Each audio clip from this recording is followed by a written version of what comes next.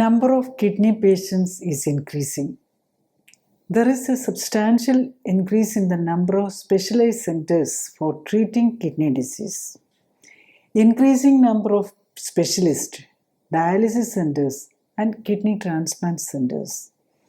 The treatment facilities are there, but kidney disease not only persists but continues to grow. Why is this so? With all the progress in modern medicine, why is it not possible to prevent or overcome kidney disease? When kidney function is below normal, what are the immediate corrective measures needed to protect the kidney and prevent further deterioration that may end in dialysis and transplant? How is kidney disease diagnosed early?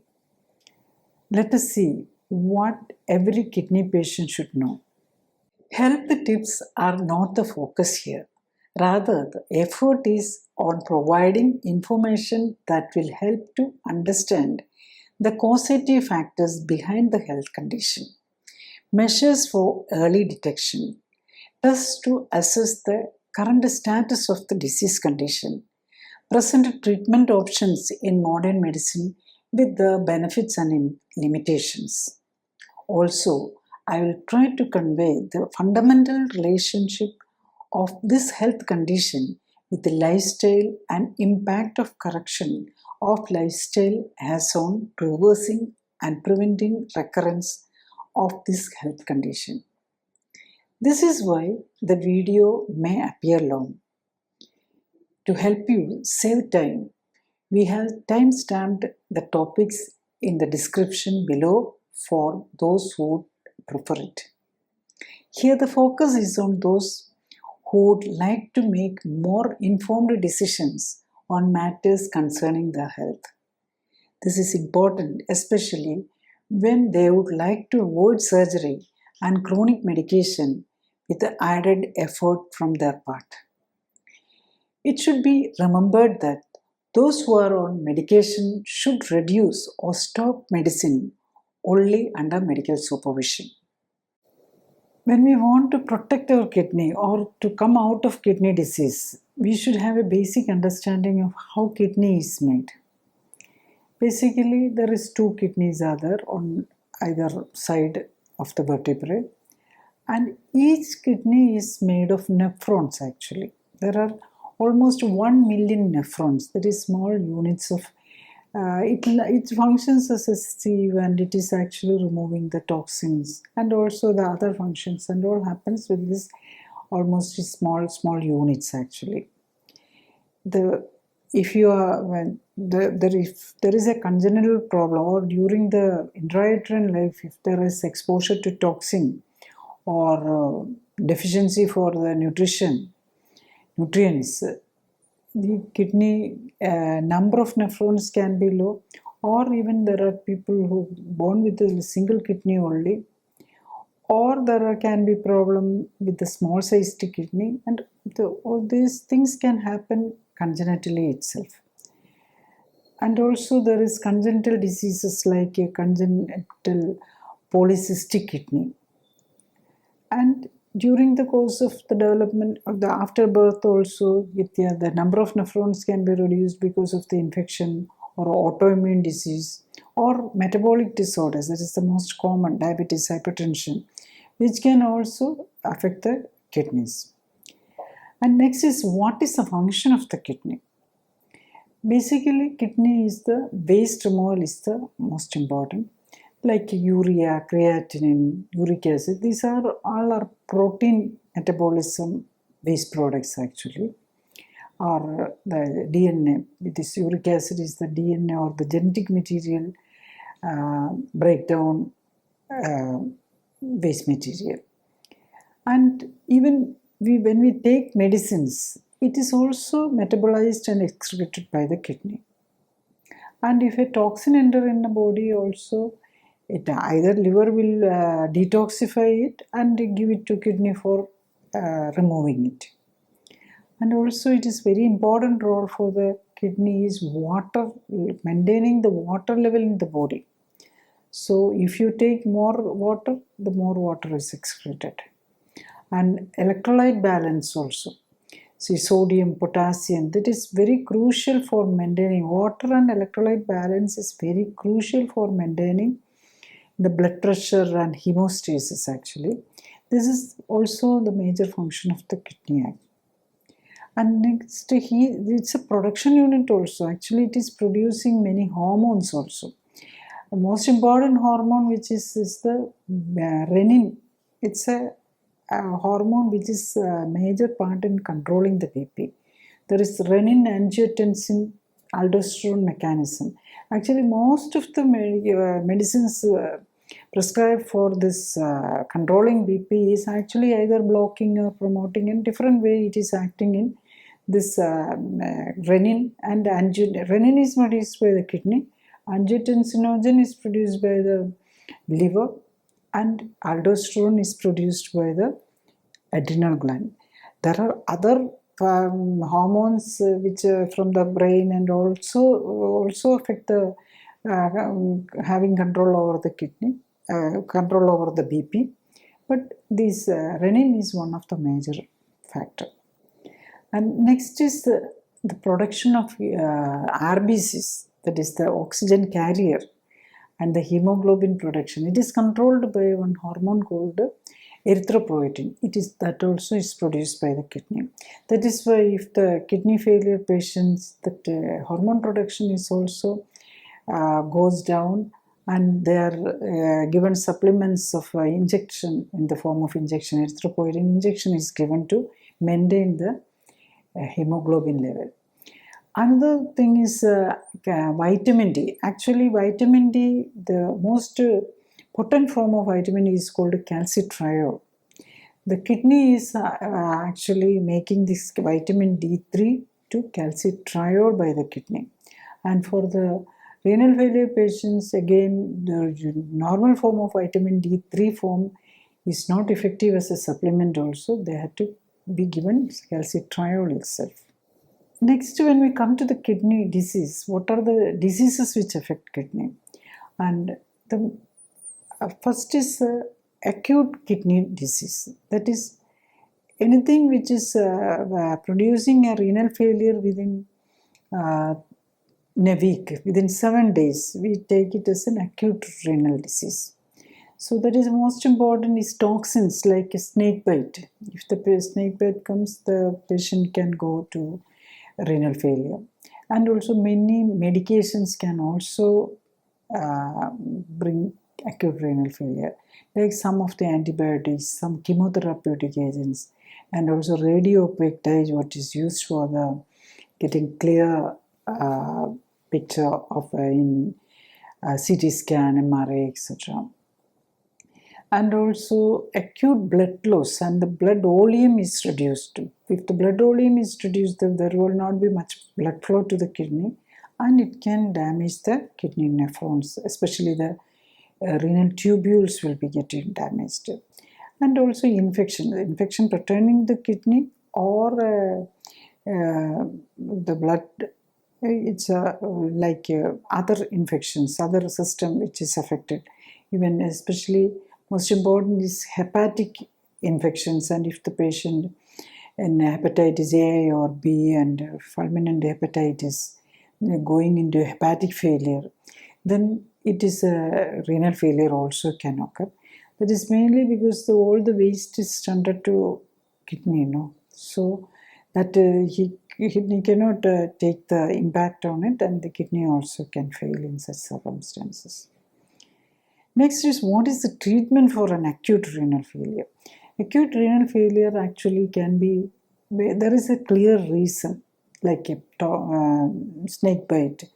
We give anti-venom or any other poisonous materials. If there is an anti-venom is there, or counteractive medications can be there, but give it that. And also give dialysis as a support to the kidney, and also it will help to remove these toxins are excess in the excess toxin is there. So artificial kidney, actually dialysis machine is an artificial kidney, Only thing, you cannot put it inside. So you are putting it outside and it is trending for 1 or 2 hours and the blood is passed to the dialysis machine and the waste is removed in that way. If you timely intervention with this medication, like if infection is there, antiviral or antibiotic, and renal support with the dialysis, patient can usually recover completely. But only thing we should be, even if recovered completely, means the renal function, creatinine, GFR, etc. is okay also. They should be very vigilant about their renal function, whether it is going down, and make sure the GFR is above 90, and other kidney function parameters like uric acid, urinary albumin, everything. There is no urine leak, albumin leak from through the urine. Such measures also, even if recovered, we should be vigilant about your renal health. Next is CKD, or the chronic kidney disease. That is the most common here. That is actually most of the patients going for the renal dialysis and continuous renal dialysis and renal transplant all is because of this chronic renal failure. What are the predisposing factors, or what type of patient can go into chronic renal failure? The most important is metabolic syndrome, that is obesity, diabetes mellitus, hypertension, dyslipidemia, fatty liver, uric acid, and heart disease. See, all these problems damage the blood vessels actually. It will damage the blood vessels of the heart, and also it will damage the heart kidney vessels. So we know that diabetic nephropathy is there, hypertensive nephropathy is there, and the plaques, that lipids or the fatty triglycerides can deposit inside the kidney, just like in the heart blood vessel. It can deposit in the kidney vessel, and that can also get blocked. That is the reason for this, along with this metabolic syndrome, kidney heart patients usually having, there will be kidney function also will be reduced in such patients. Next is autoimmune disease. Autoimmune disease also, we don't have much of the treatment, only immunosuppressants are there, like IgA nephritis, SLE, that is systemic lupus erythematosus. And they are actually directly attacking the kidney usually. And the other autoimmune diseases like thyroiditis or the skin psoriasis, eczema, such patients also can have some kidney damage also. So always look for the kidney function also in those who are suffering from Hashimoto's thyroiditis or the hyperthyroidism, the grave disease, or even you have undergone surgery or radiation treatment, etc. for this sort of disease. Again, you should check the kidney function, because even if you are getting rid of the thyroid, that autoimmune immunological problems can continue, and it can affect the other organs also. And even what we are commonly saying is also varicose vein patients also can have the kidney damage, and the kidney chronic renal problems. The patients can go into chronic renal problems also. Next is actually kidney disease itself, the renal stone. And those patients who's undergoing this shockwave therapy, this ESWL, extracorporeal shockwave therapy, the shockwave lithotripsy or shockwave therapy for breaking the stone and removing it. When we are applying this shock waves to the kidney to break the stones, it is actually making some damage on the kidney itself and the nephrons. The smallest unit is the nephrons, and that can also get damaged. So if you do it repeatedly, it will end up in renal failure also. I had seen patients who have undergone 3 or 4 or 5 times shock therapy for the stone. and now the patient is in renal failure 4 or 5. So, and also if there is an obstruction with the stone and it is blocking the kidney tubules, that also can damage the increase the pressure inside the calyceal system, that is the inside the kidney system, and can damage the kidney. Next is congenital problem itself. Actually, the the baby can born with a small kidney or only one kidney. That all happens with the nutritional deficiency or toxic exposure during pregnancy. And also there is some autosomal that inherited kidney disease like a polycystic kidney. Next is chronic medications, which is actually the most damaging for the kidney is long-term use of analgesic. That is, there is a group itself, analgesic nephropathy. This NSAID group, this the most commonly used is aspirin itself. We're taking long-term aspirin, usually low dose, but even it can, even this aspirin, if we are giving to a renal problem patient, it can definitely fasten the progress of the renal disease. And next is contrast-induced nephropathy, that is the dye, radiopaque dye injected for this taking angiogram, angioplasty, doing some procedures like angioplasty, and also nowadays there are so many embolization procedures and all are coming up. These all use this radiopaque dye and it can damage your kidney. Next is chemotherapy. Many of the chemotherapeutic agents, because most of the chemotherapy course there will be more than one medicine, maybe 2 or 3 medicines will be given, and it can create a renal problem. And the other things is diabetes, hypertension, these metabolic disorders like diabetes, hypertension, cholesterol, uric acid, and heart disease medications, even the epilepsy, psychiatry, all these medicines have to be taken for a long time.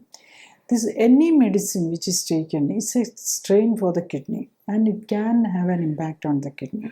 And also this autoimmune diseases and allergic diseases, we are using immunosuppressants for a long time. If it is taken long time, definitely it can create a damage in the kidney also.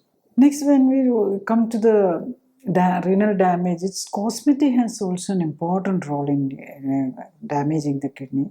The hair dye and hair coloring agents we are very frequently used, and also this hair straightening agents and keratin therapy, hair straightening, curling and keratin therapy, it's all very commonly used in nowadays. Not only ladies, even previously only ladies were using, now men also is using even this keratin treatment, all the type of treatments very frequently.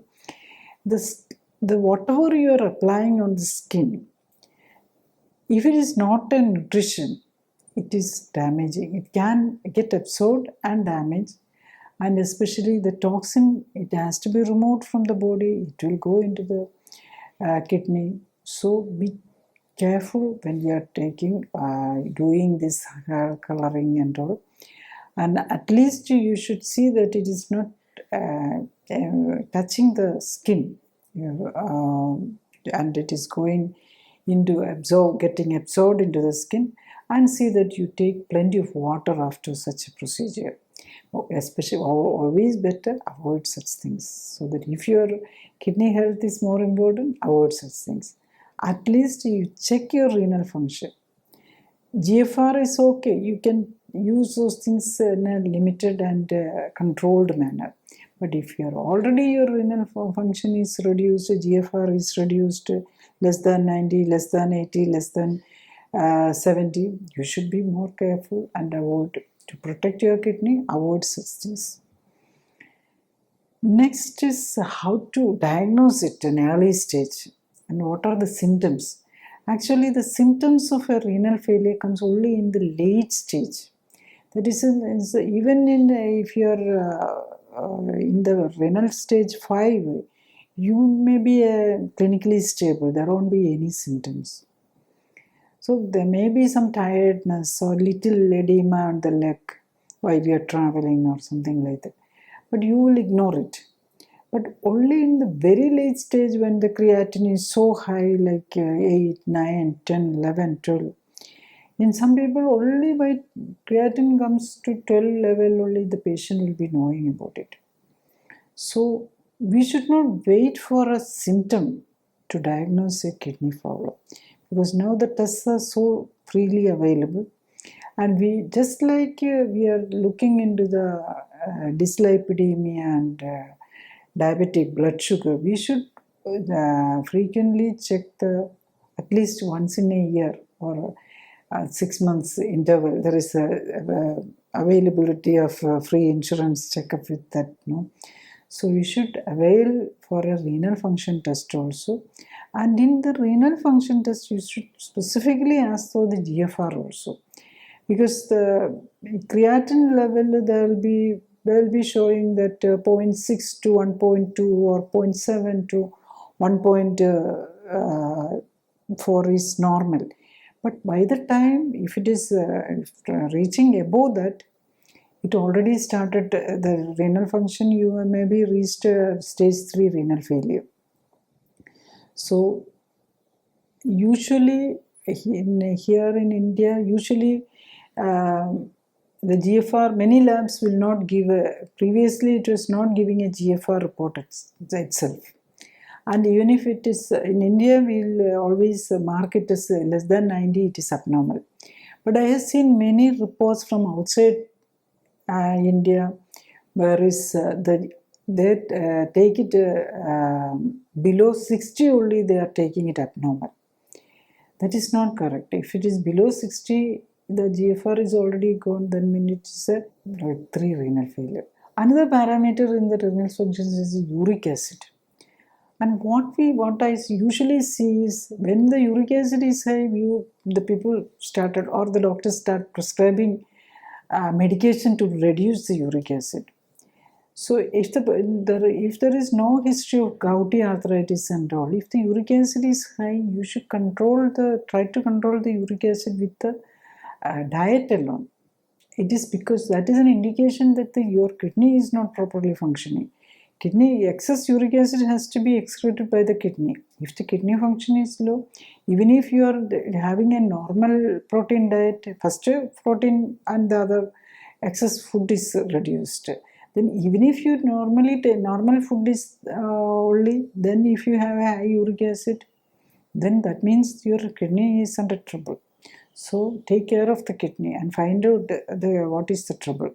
And also urine protein or albumin, and also the leakage of RBCs in the urine, and the crystals in the urine. Crystals in the urine is an indication that there is an chance for renal stone formation. Stone, already if you have a renal problem and the stone formation, then the deterioration may be also fast. Next test is ultrasound scan. From the ultrasound scan also you get an idea about the kidney function, and also if there is a congenital polycystic kidney or the cyst development or the stone in the kidney, and all you can diagnose with the ultrasound scan. That is comparatively there's no harm because it is done in a pregnant lady also. It doesn't have much side effects. Next is what is the stage or grade of the kidney failure. So if everything is normal, we say it is grade 0. And if it is the GFR is okay, but any other parameters like uric acid is high or albuminuria is there or urine RBCs are there continuously, that means it is renal failure 1. And if the GFR is also gone down, that means it is renal failure less than 90, that is renal failure 2. And if the renal GFR is gone below 60, that is renal failure. It's between 60 and 30, that is renal failure 3. Even if it has gone below 30, that is renal failure 4. And if it has gone below 15, it is 5. That is the end stage. Even the end stage, but patient can be stable till maybe creatinine goes below 4 or 5, above creatinine reaches above 5, 4 or 5, usually the renal failure stage is 5th grade. But that can go again higher and higher. So if it is a patient is stable with 4 and 5 also, there is a scope that you can bring the patient a little improved state actually. So diagnose it at the earliest and correct the lifestyle. There is no medication to reverse the kidney disease, to protect the kidney. Actually, there is some food supplements and all is given, but any medication given to kidney patient is actually increase the workload of the kidney. So there is no medicine as such. That is where the importance of diagnosis also, early diagnosis and correct lifestyle, not early diagnose and take medicine. That we should always remember. Next is, what is the treatment? Treatment is to treat the any precipitating factors actually. If it is an acute renal failure, if the toxin is there, do the dialysis and remove the toxin so you can revive the kidney. But for a chronic kidney disease, the dialysis is not curing you. Dialysis is to support you to remove the toxins already there. And next is, that is not a permanent solution. If it is emergencies which is needed, we'll put a catheter into the heart, right heart atrium, and do the dialysis, and by the same time do a AV fistula for it will take almost 2 months to get it ripened and do the dialysis through that port. So do the AV fistula. If it is patient is symptomatic and in trouble, do the direct catheterization and do the dialysis. And when everything is the AV fistula is ready, do the dialysis so that, and arrange for the kidney. Wait for the kidney to get a matching kidney. That is the only possibility. So what is creating this kidney problem? It is diabetes, hypertension, dyslipidemia and all. We try to treat it with the medication. That actually increasing the workload of the kidney. So none of these diseases are due to a lack of medication. So what we have to do is to correct the lifestyle and come out of the medication. And that is the only way to save the kidney or prevent going into dialysis and renal transplant and all. Next one, what type of dietary adjustment we can do? That is also depends on the stage of the kidney disease. The early stage 1 or 2, the major thing we had to do is actually restrict the toxins entering in the body, like a color, the food like colors and preservative and food additives. Such food you had to avoid. And also protein also, you should control the protein intake also. The human needs only 50 grams of protein. That also it should come from a natural source, not a protein supplement. The protein supplements always contain tastemakers, colors, preservatives and all will be there.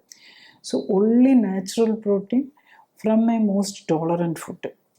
And next is potassium level starter. That is in the late stage. If the potassium level also can started rising, then you had to control the potassium. That is for if that stage is reached, then you had to leach all the food what you are eating. That is to remove the potassium. Potassium is very plenty in all the food, and you had to remove the potassium.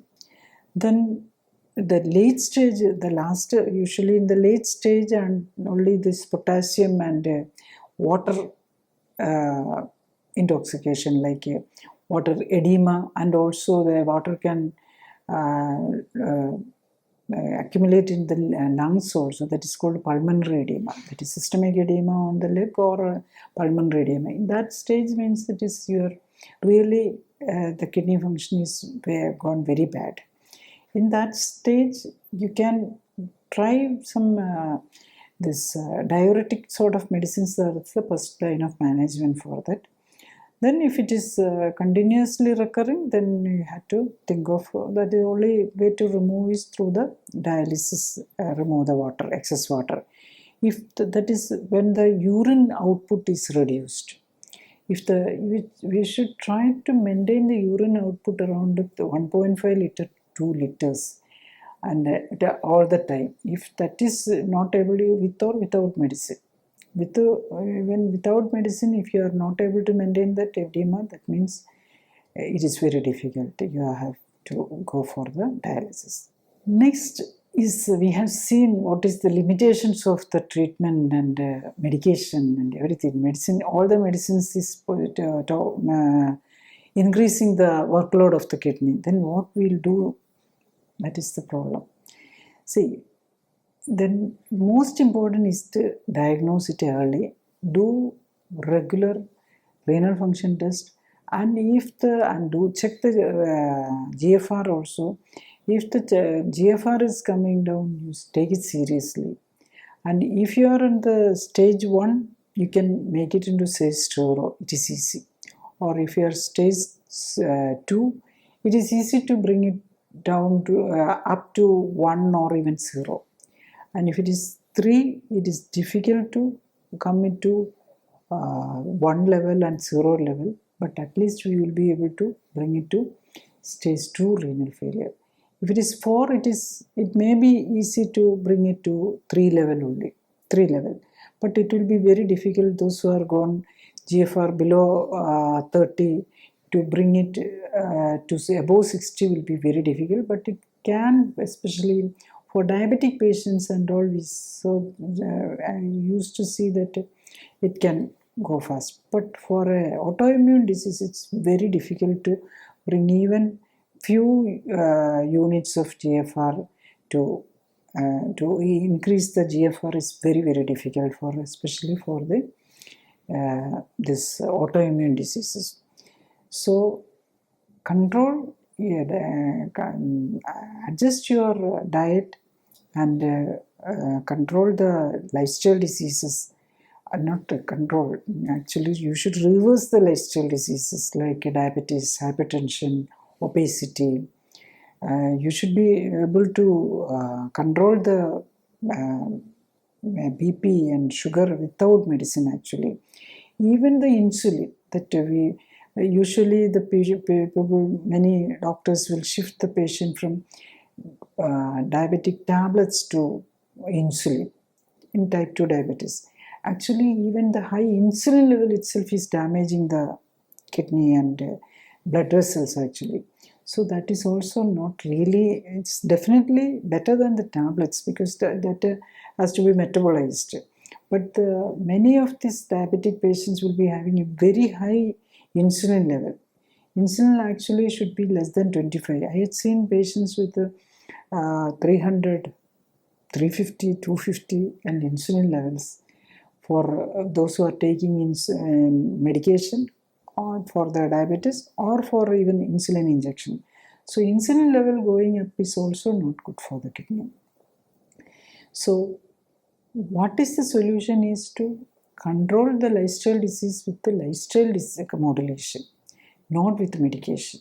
And if you are already on so many medications and you may not be able to control by yourself the diet and you will not be able to reverse because so many medications cannot you should not stop any medicines. Only thing you can get the clinical support and with the expert guidance you can bring down the diabetic medicine, hypertension medicine, etc.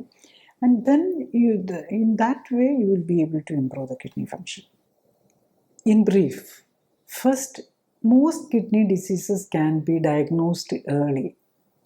Variations in GFR, that is glomerular filtration rate, urine test, serum creatinine, blood urea can predict very early the chances of future kidney failure. Second, when GFR falls below 90, there is a rise in kidney markers like uric acid. If variations are seen like urine albumin, RBCs, immediate attention to be given to diagnose underlying cause and take corrective measures to regain kidney health to prevent deterioration into complications of kidney failure, dialysis, transplant, etc. Third, the cause of 90% of kidney disease is lifestyle disorders like diabetes, blood pressure, obesity, etc. The first step in treating kidney disease is to overcome such diseases and the associated medications by correcting lifestyle. Fourth, medicines and preservatives and chemicals in food and body care products add to the workload of the kidneys. Everyone, especially kidney disease patients, should try to reduce the entry of such toxins into the body. Fifth, it is necessary to expel the toxin accumulated in the body. This requires moderate physical activity to improve circulation to remove toxins within and outside the cells of the body. Sixth, kidney disease patients should pay special attention to optimizing the health of other excretory organs of the body like the liver, skin, mucous membrane, etc. Improving the health of the mucous membrane of the respiratory tract, GI, gastrointestinal tract, etc. helps in better excretion of toxins. 7. It is common for kidney patients to have liver disorders like fatty liver, etc. Reducing on carbohydrates, ensuring nutrition, and reducing excess fat by engaging in physical activity can help overcome fatty liver and recover health. 8th, another important aspect is to make possible excretion of waste products through the sweat.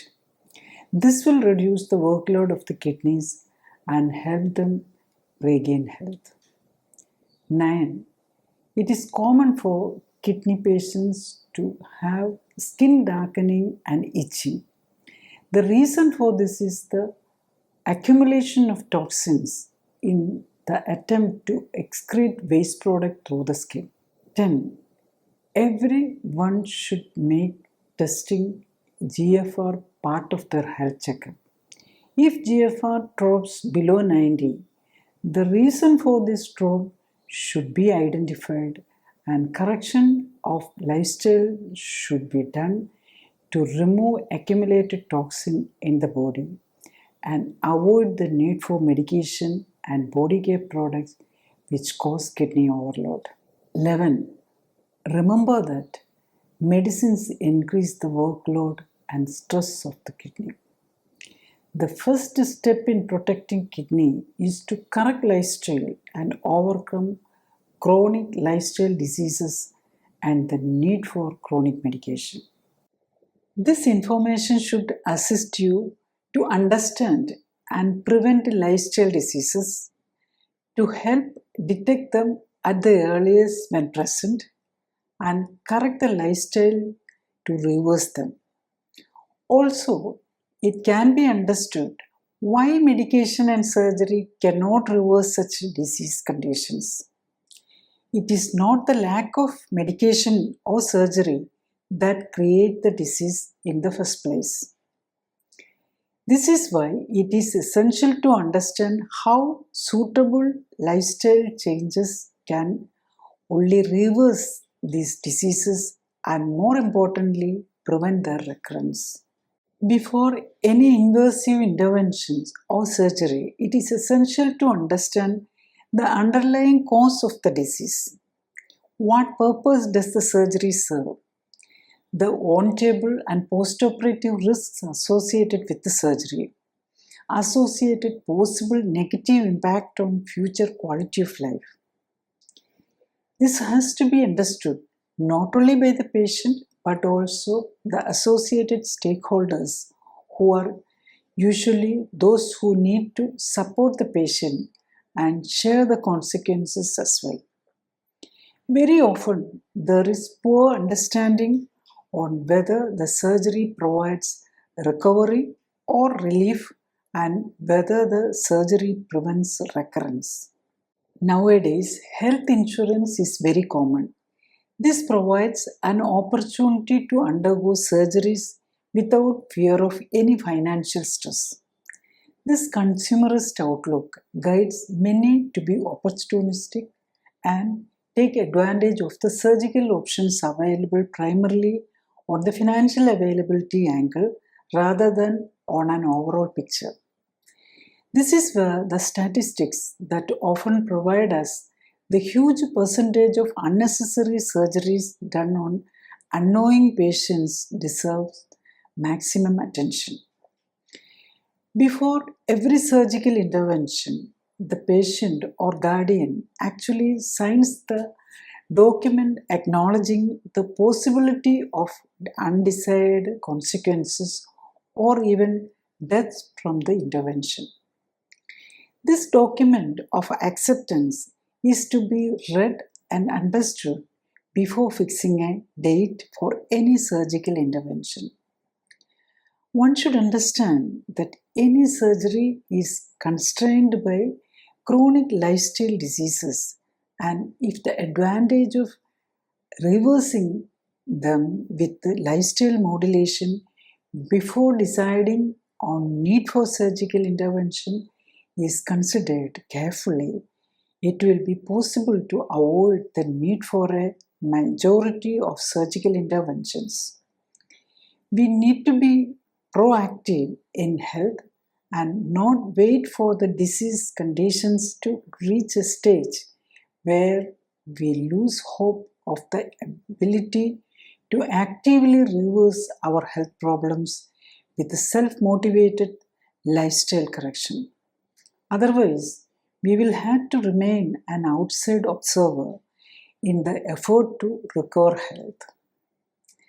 Very often, never getting a clue of what the numerous healthcare partners are actually doing for your health.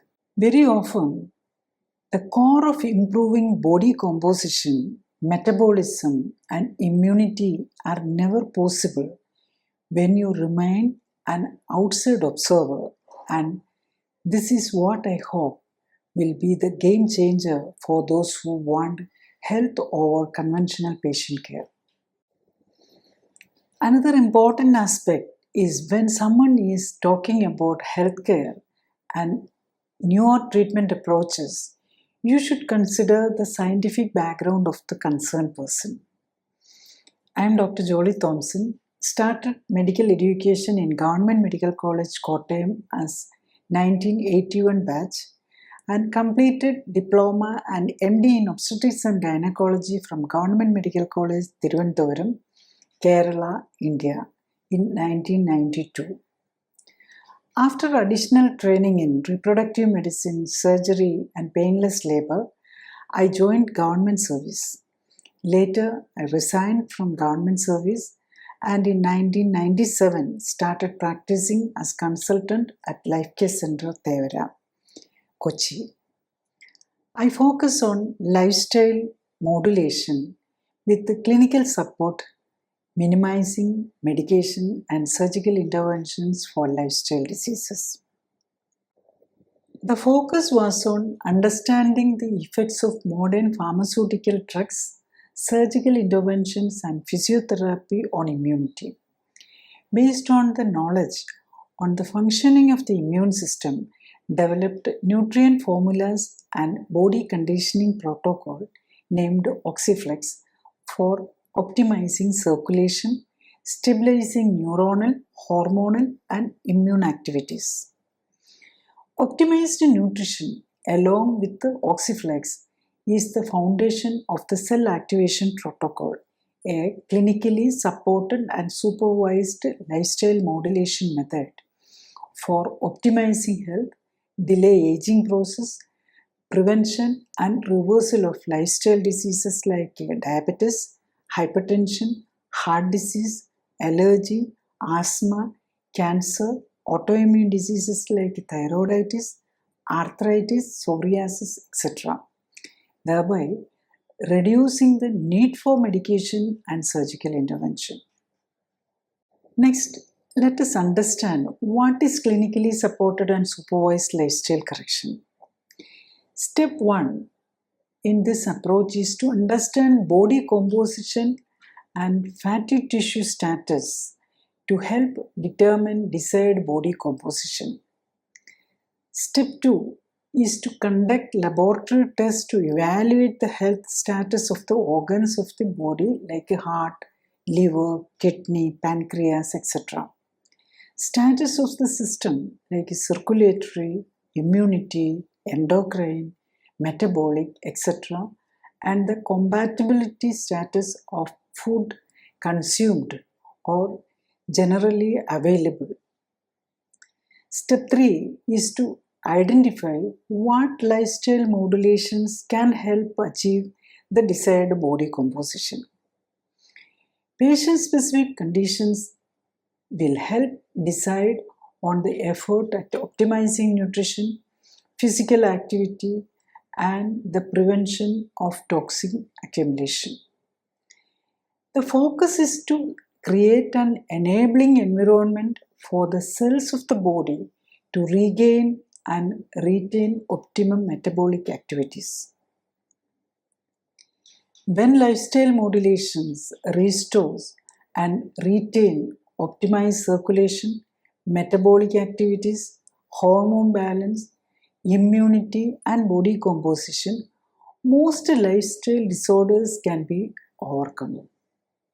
When those who have been on medication for a long time and who have not reached the stage of irreversible organ failure are ready to modulate lifestyle to benefit from nutrition and help the repair and replacement of sick cells, protection from exposure to toxins, improved circulation through controlled physical activity, it is possible to prevent or overcome the vast majority of lifestyle diseases like diabetes, hypertension, angina, cardiovascular disease, allergies, asthma, arthritis, autoimmune diseases, cancer, etc.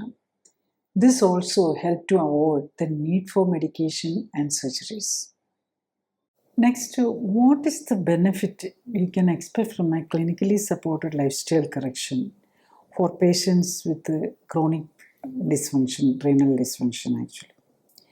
So to explain it, I'll give you example of a few case studies I'll tell you. This is a patient, he's 54 years and his height is 171 and his weight is 86 and he is diagnosed with hypertension, which is again investigated and found out that he is having IgA nephropathy 16 years back. And he is taking continuously on medications for this hypertension mainly. There is no other medicine which is given, usually not given for anything for the IgA nephropathy. And he is also having gastritis and varicose veins, and he is having body pain, difficulty in walking, and also his obesity also is there. So he found it difficult to walk. And even with the medications, his BP is 170/100. And he's having sleep trouble. That is very common with this sort of patients. And when we looked into he's in renal failure 5 actually. After this 16 years, he reached the renal failure 5. And his creatinine is above 6 actually, and GFR less than 5, 5th grade actually. And he was asked to start a dialysis. And he was also asked to start dialysis and at least to put a AV fistula, undergo AV fistula surgery, so that it would be ripened within 2 months. And now he's having edema and according to the nephrologist, he needs immediate dialysis and arrange for the kidney, try to arrange for the kidney for transplant. That is because he's so young. He's not diabetic. His major problem is hypertension and this autoimmune disease like other. And also actually he is having, I'm not going into other details, he's so many other problems also. But I'm focusing only on the kidney aspect. And after starting his treatment with the clinically supported lifestyle correction, he has so many symptoms also. But by 58th day itself, he is comfortable. His edema has gone and he is comfortable. And even he was not able to drive or walk properly. And that is not because of the renal problem alone, because of his arthritis. That is also gone. And he's very comfortable. And he was on many medications for BP, 2, 3, 4 medicines for BP and Febutas for uric acid, Tonact, Concor, Renopres, Nordosis, Arcamin. So many medicines he was on actually. And after starting what we are in clinically supported lifestyle correction, first we are focusing on reducing on the medicines actually. Because for the kidney patients, the medicine is actually again becoming toxic. But it has to be reduced only according to the, he's taking medicine for the BP actually. Actually, when he is starting, he was taking almost 10 tablets a day. And by 30th day, it was reduced to 3 tablets actually, only for the BP. All the other medicines were, even with that, the BP was much better controlled. Actually, with all the medicines, he is having a 170, 100 and all BP. But by 30th day, without much medicine, his BP is 130/80. See, that is the difference. And actually by 90, and he's able to maintain his BP normally. Only thing he has, if because of the work pressure or some problem comes, he may have a slight BP like 140, 90, 140, 150, 90 and all. Then he may take a little medicine, it's a half tablet or something like that. Otherwise, he is completely overcome with the medicine. And also, we should see the changes in this body parameters. He is overweight. Actually, he is able to walk and drive properly, not because of anything, because he is able to reduce the weight also. Actually, by 90 days, he is able to reduce his weight from 82 to 68. So that is also very important for this improvement in kidney function. When we come to the renal function, actually his GFR was above 6 came down below 4 by 60th day, and the GFR increased to 16 actually. So this renal failure 5 to renal failure 4 actually. So that's a very big improvement in his, and he's symptom free by 2 weeks itself. And gradually the creatinine came down and the microalbumin came down, and we have reduced the Febutas and all these, the uric acid medicine. Even though it is uric acid has not come down to normal, it was 7.8, etc. But that is because of, just like the creatinine and the blood urea is high, that also will be high. But you don't need, if the patient is not the gouty arthritis, not on gouty arthritis, there is no need for any medication for the uric acid as such. So he is able to come out of all the medication by the day 60, and also he's come down, his renal function has improved from 5 renal failure to 4, and we are hoping him to by 180 days to bring it above 30. Then we will be safe. Actually, the last time we are checking, it was reached up to 18 only. So we may be able to bring him. And also he has come down his weight also. We are expecting him to obesity. Actually, he is 171 and we are expecting to bring his weight to around 60 also. So abdominal obesity was there. So if he is maintaining that and controlling his food and avoiding so many food he was allergic, if you are avoiding that also, he will be able to control. We'll discuss about one more patient, and she is actually, this is a lady, 79 years, and she was non-diabetic for the last 10 years. And he was diagnosed with a heart attack. And when the renal function is checked, the doctors was prescribed for a angiography. But when the renal function is so low that she was not able to undergo this angiogram. So this for the clinically supported lifestyle correction, all those, this sort of patients with the multiple problems. She's having CVD, but cardiovascular disease, but cannot undergo a angiogram. CKD 4, actually 23. Her GFR was 23. She's on many medications, actually, multiple medication and insulin, hypertension, hearing loss, thyroid problem, fatty liver. So many multiple problems are there. Actually, with the treatment, actually, when we are starting, she was on 12 tablets and insulin, twice insulin. But by 30, we are reduced to single medicine, and by the 60th day, it is all the medicines are over. Her GFR increased from her 23 to 25 in the 8th day. By 15th day, it came up to 33. So it is renal failure 4 to it is reached 3. So that is the importance actually. And by 30th day, it has reached to 42. So she's completely free of medication by 30th day, and the GFR has reached this level also. She's not only she's saved from the renal failure, actually he was the CKD and diabetes and hypertension, everything is over. By 90th day, her weight also, he was able to, she was 63, she was obesity was there. She was by 60th day, she was able to come down to 55 kg also. One more patient. He is very young, 49 years, 172 centimeters and 73 is his weight.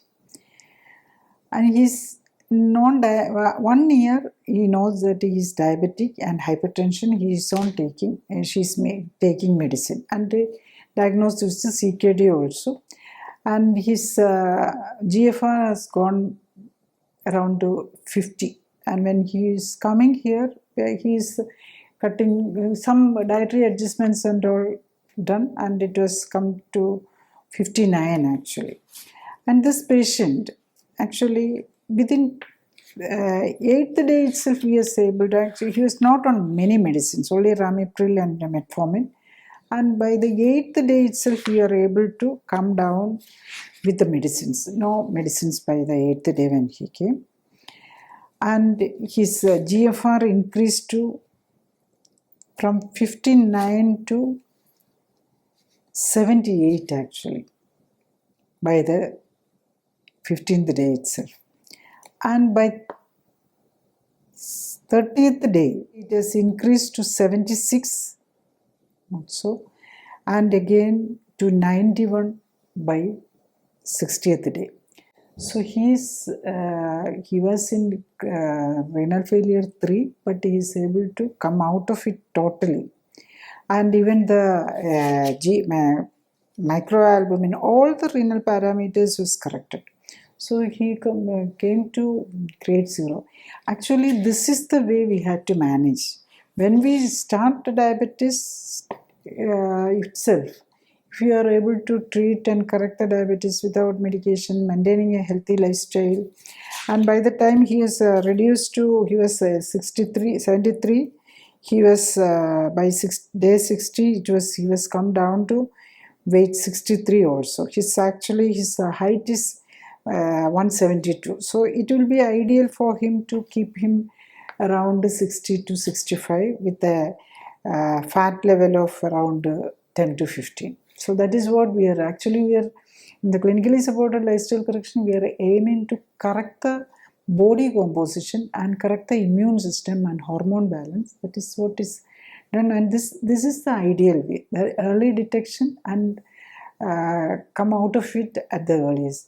But remember, the first patient was actually 16 years he was on medication and diabetic. He is non-diabetic. But if you are able to diagnose that in the early stage, even IgA nephropathy, I have experienced many IgA nephropathies also.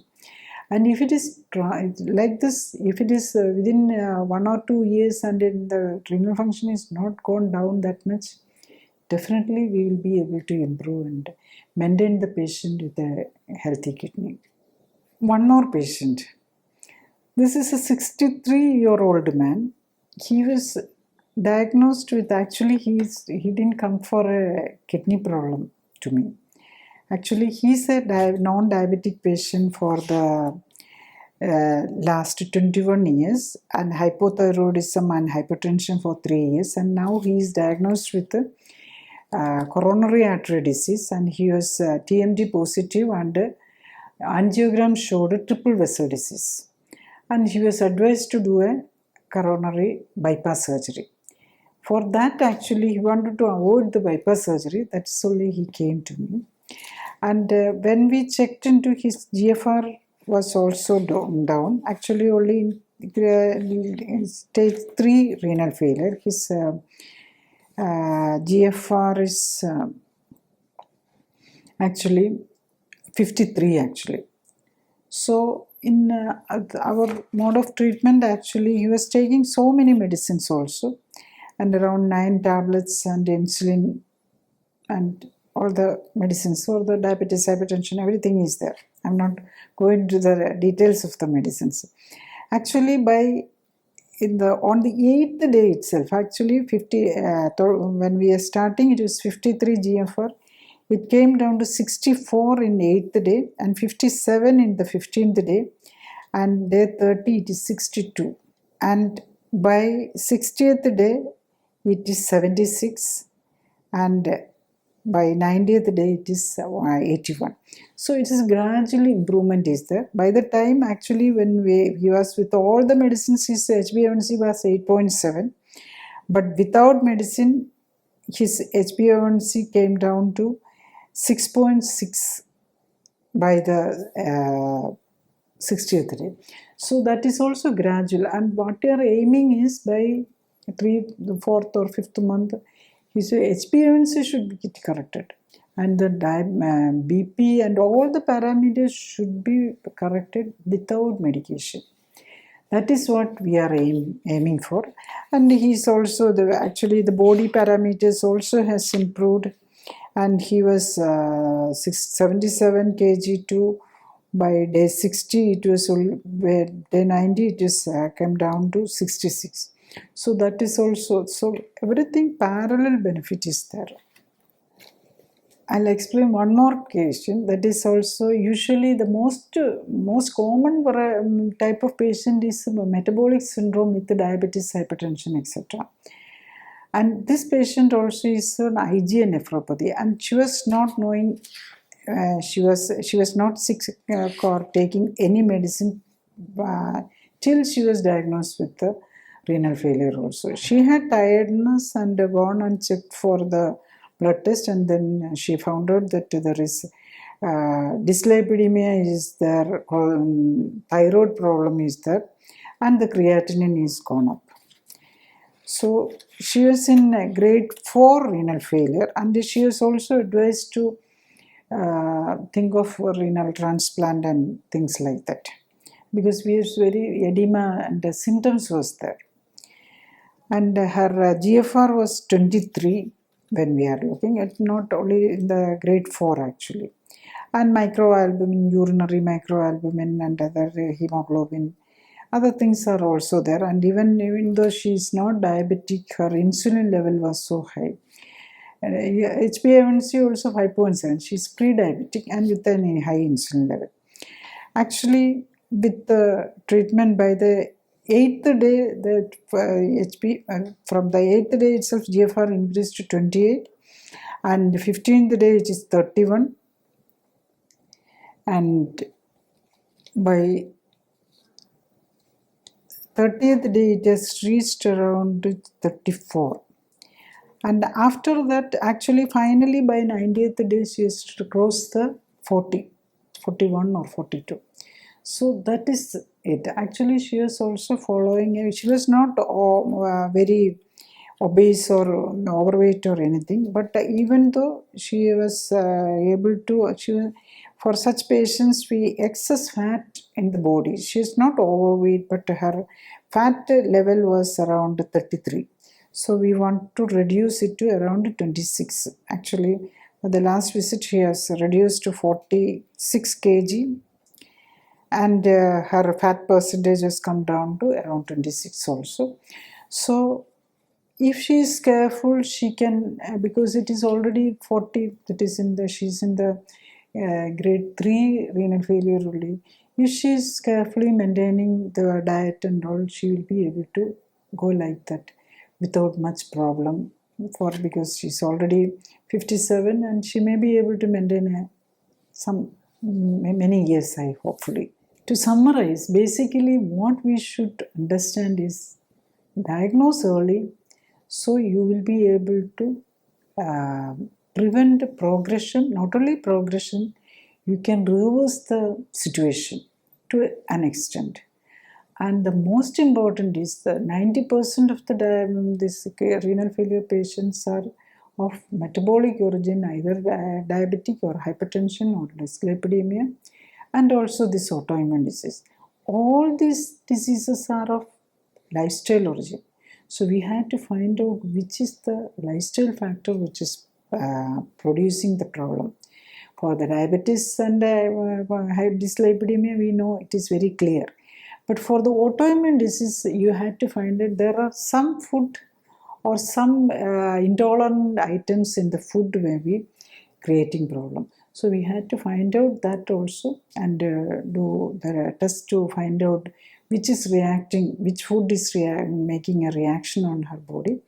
That is producing this IgA, deposition of the IgA in the kidney or attacking the kidney cells.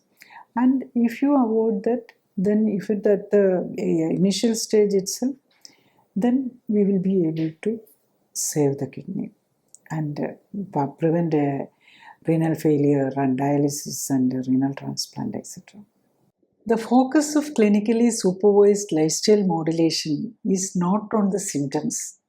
Focus is on the lifestyle parameters to be corrected to set right, the undesired variations in the body composition, hormone activity, circulation, immune status, etc., which are at the root of one or more lifestyle diseases. This explains why patient can simultaneously get relief from multiple diseases, multiple symptoms, and multiple discomforts. We should understand that the basis of recovery from diseases is the self-healing power of the immune system. The goal is to create the optimal environment for the immune system to stimulate this self-healing power. Everyone should try to self-modulate their lifestyle to optimize health. When this is not possible, or when suffering from a serious condition, or when suffering from multiple disorders, or taking chronic medication, or suffering from the ill effects of chronic medications, or when the surgery is under consideration, the need for clinically supported and supervised lifestyle modulation becomes necessary. We believe the informed patient is the key to treatment success. You can find detailed content on different diseases the treatments with the emphasis on the benefits of lifestyle correction from the website and YouTube playlist. The videos are prepared to understand more about the disease, the possible underlying cause, early diagnosis by understanding the symptoms, current diagnostic methods, and treatments along with the benefits and side effects. Practical aspect of the lifestyle self-correction and for those who may require clinically supported and supervised lifestyle correction. When a patient is having more than one disease and there are too many diagnostic and treatment modalities with many side effects, awareness of the benefits and problems of different diagnostic, medical and surgical interventions is the key to regain your health. Better informed patients take better decisions and live longer, healthier, happier lives. Thank you.